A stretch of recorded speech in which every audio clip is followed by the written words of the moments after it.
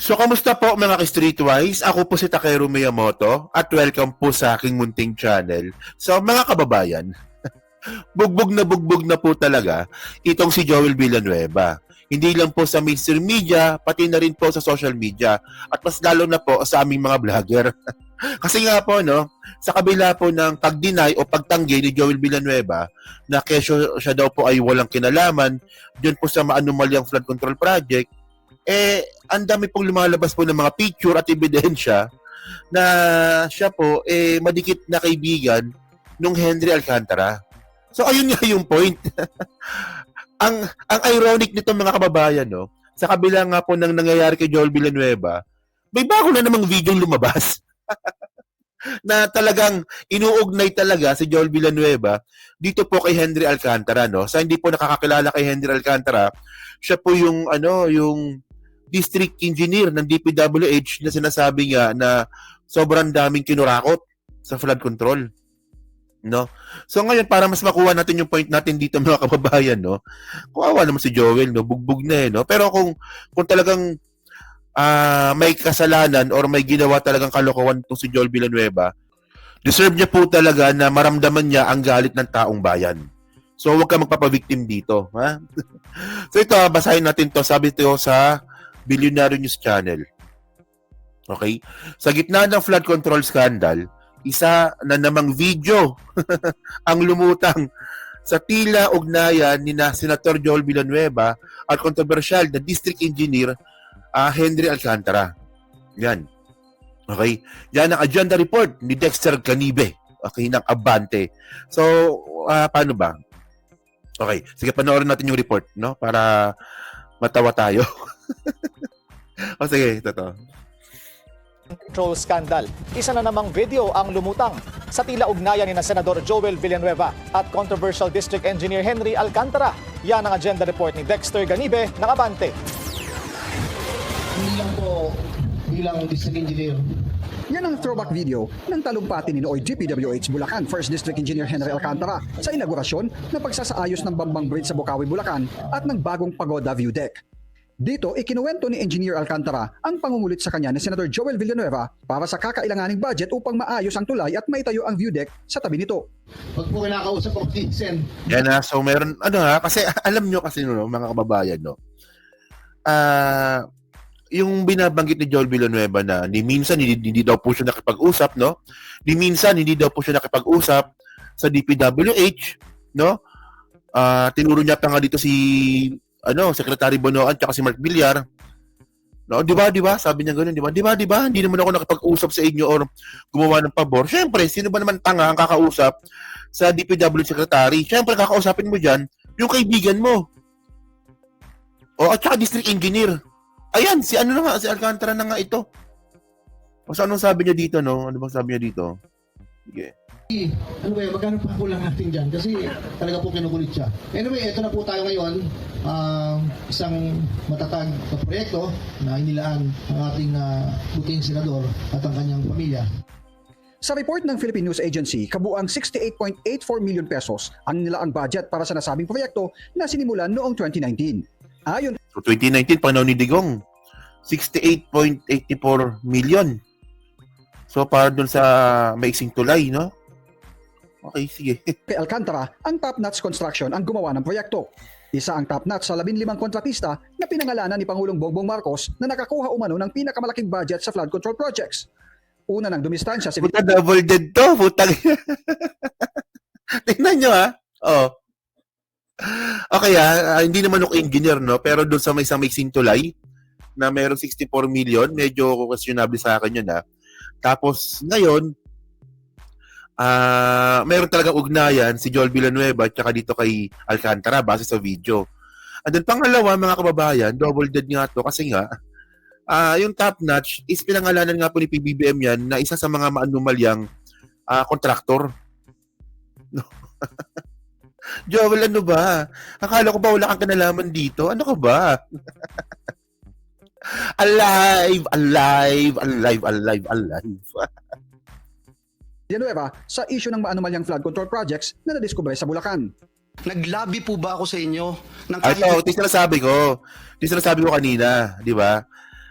Ito. sa Bulacan. Naglabi po ba ako sa inyo ng kahit na ano o kahit isang flood control project, contractor, etc. in my public service career? Meron po ba na nilapit? Meron po ba na nagsabi ako sa inyo, ito dapat ang gawin at ako'y eksperto? Pwede niyo po bang sabihin lang, just for the record? Well, for the record, Your Honor, I don't recall anything that came from you to propose any flood control project. Sabi ni Senator O, di ba? Tingnan nyo, ha? No, napaka-ironic nun, no? Actually, nung ginawa ni Joel Villanueva to, ang unang pumasok agad sa utak ko, no? Ano to, guilty? In the first place, hindi ka naman tinuturo. No? At pangalawa, mga kababayan, sinong tangang senador ang kakausap sa DPW Secretary para magnakaw sa taong bayan? Hindi po ganun tumatakbo base po dito sa nakita natin, ha. Ang nagiging ugnayan pala dito, mga streetwise, no, district engineer talaga ang kumukubra. So yung pondo magagaling po sa legislative, and then sabi nga po ni Congressman Libiste, no, na ang contractor ang namimili congressman. Kung hindi congressman, senador. Legislators, eh. So ngayon, parang illogical, mga kababayan, na tatanungin talaga ni Joel Villanueva si Secretary Bonoan, no, na in the first place it doesn't work that way, no? Ay Diyos ko, Joel. Hindi, kasi ang point natin dito, no, the more nga po na nakikitaan natin ng magiging defensive si Joel Villanueva, bigla rin may lumalabas na ganitong klaseng mga video at report na talagang meron talaga silang ugnayan nung secretary ng ng DPWH district engineer na si Henry Alcantara. Nag-shuffle na ako. Henry Alcantara. Sige.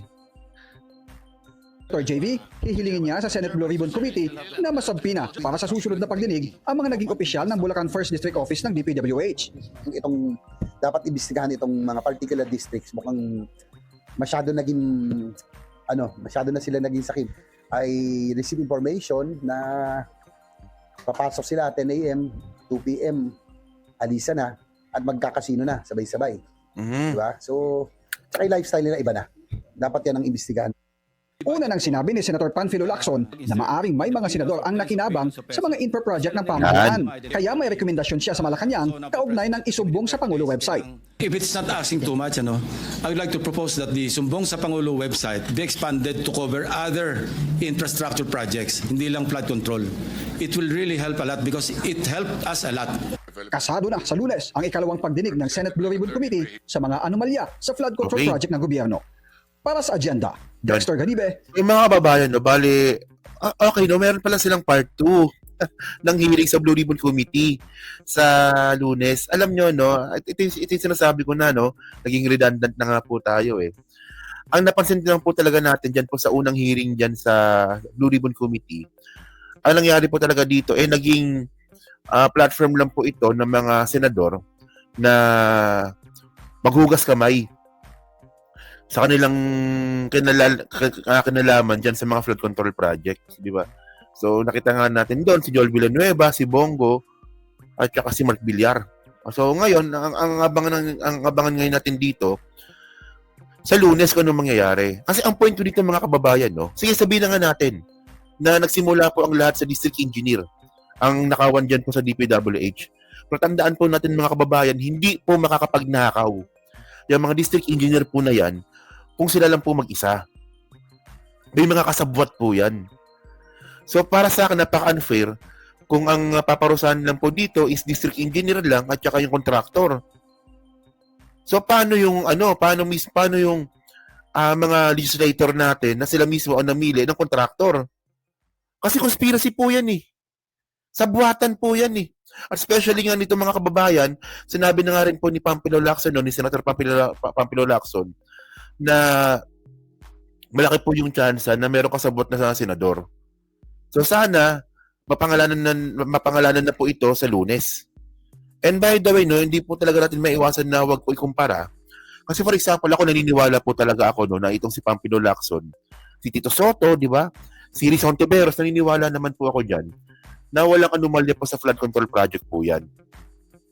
Pero tingnan mo kung paano sila umakto. Normal lang. Parang isang regular na hearing lang ito para sa kanila.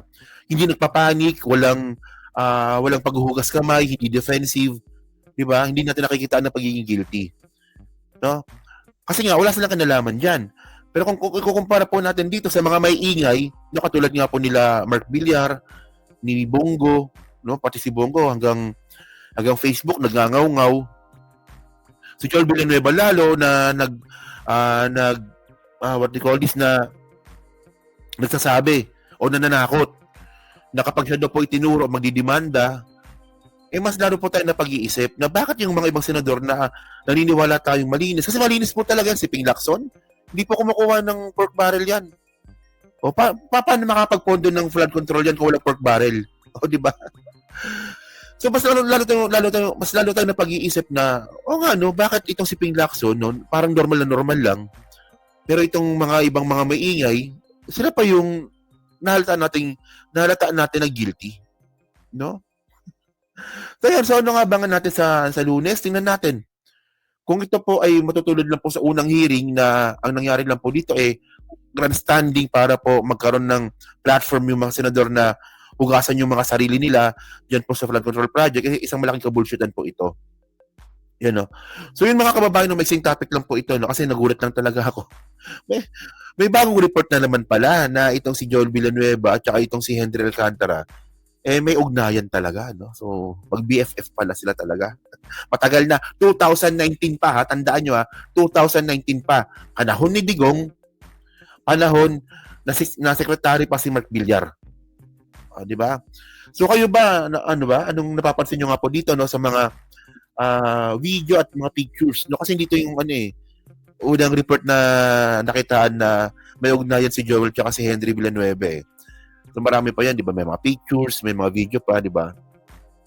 So kayo po, ano po masabi nyo nga po dito na sa ugnayan nga po na lumalabas po sa mga video at report ni Joel Villanueva at saka ni Henry Alcantara. Kayo ba naniniwala ba kayo na malaki yung tsansa na sangkot talaga ito si Joel Villanueva sa manumalyang flood control project? No, bugbog na nga no. So yun, nasa comment lang po sa baba at binabasa ko pong lahat yan. At syempre, dyan po sa Team Replay, pa-like, pa-subscribe. Kung di na makalabisan, pa-share na rin po ng video po na to. So thank you mga ka-Streetwise. Kita na lang ulit tayo sa susunod nating content. So thank you, salamat, and babush.